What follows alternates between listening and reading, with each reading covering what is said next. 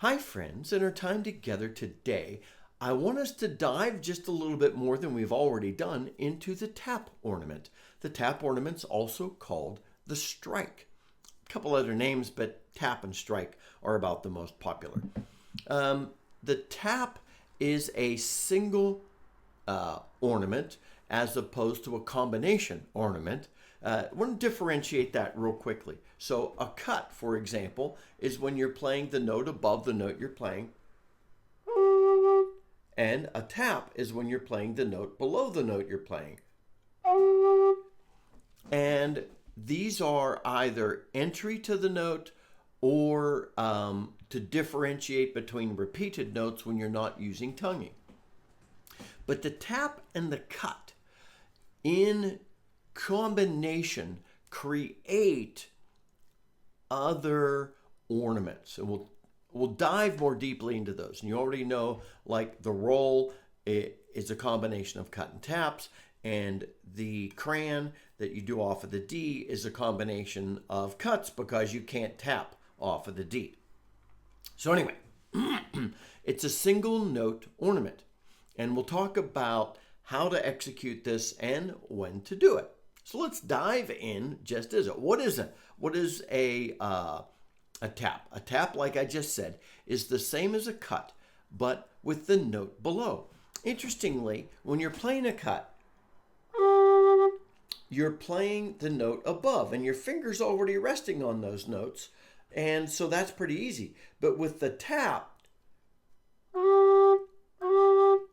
see, that almost sounded like a slur into it. You need to be able to just slap your finger off of the note below. Try that again. You need it pretty quick. You need it very quick. And so this is one of the reasons why you need to know where the holes are. Your fingers need to be comfortable. And so we're going to talk about when to use it. Sometimes it's a little easier to differentiate between repeated notes. So you're going to start, like if you're playing a G and you have two G's in a row,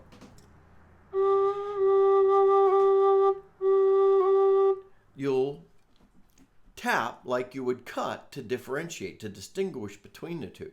Use it really, though, to enter a note. These ornaments, we'll get more in depth later, but primarily, and until you're really good, these are note entry ornaments.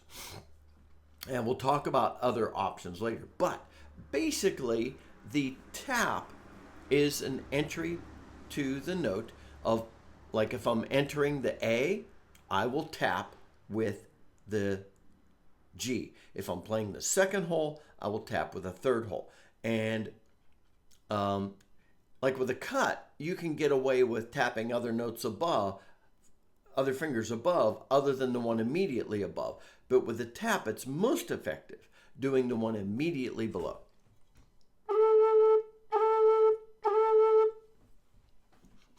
Now, when you use a tap ornament on a low D, it's a little more muted than it would be on a high D. Not that much, but some. And so just realize that the nature of the beast of the whistle you have is it's going to be a little more gentle. That's okay. And again, that a lot depends on the whistle you're playing. Just a couple of specific situations where you have to know ahead of time how to tap the note. For example, if you're playing a C natural and you want to tap it, you're really going to need to use, if you're doing the second and third hole for your C natural, you're going to have to tap the first hole. You can't tap the fourth hole and get anything.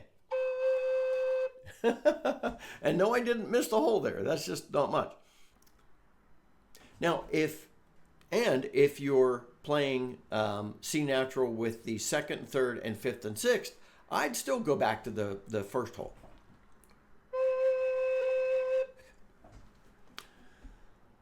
Another time when you really need to have a sense of how you're going to tap is when you're descending on notes.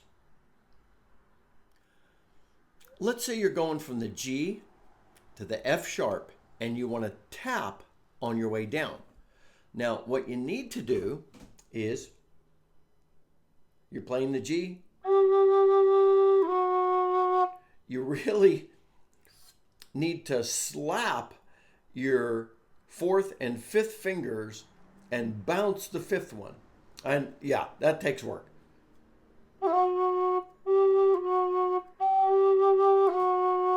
So both of these go down rapidly and that one bounces. So that takes a little work to get the descending. And which is one of the reasons why, as beginners, a lot of us prefer cut ornaments, because we've got to work a lot longer on perfecting our skills with the tap. That's okay. Don't give up. Keep pressing in. Practice, practice, practice. Now, when are you going to play a tap? A tap is like a cut. In that, if you've got repeated notes like 2 A's, a lot of times you don't want to tongue. You want to go, and you get that. It's a different feel. And you don't want to cut every time, because using the exact same ornament in every instance can be a little repetitive and boring, which is one of the reasons why you don't want to tongue every note either. So it's meant to highlight that transition from one note to the same note, but they're different. And so you would tap or cut in that instance. Another instance when you might want to tap is if you're in like a transition, just like you would with a cut, or you're descending and you want to highlight part of that descent. And so you could tap then. Very similarly to how you would use a cut. Single note ornament. So you're really going to have to experiment to figure out what you want to do and how it's going to work. And like I said, many say that you'll cut more than you'll tap. But I've watched a lot of amazing whistle players, and some of them do a lot of tapping. Watch and watch and watch some of these experienced players to just watch their fingers. And they're not putting their finger way up here, like I said, because you got to get that. You want to learn to slap, but you need to know where the hole is, and pretty soon it's that rapid twitch that you're going to get. And so your finger, you're going to need to learn to get your finger able to twitch from a short distance. So that helps. Anyway, I hope this helps a lot, my friends. That's kind of it. You're just, as you begin a note, the A, for example, you're slapping the note below. Or you're differentiating between two notes, or you're using it in a transition. But it provides a lot of interest. So learn to combine your cuts and your taps. They have slightly different expressions.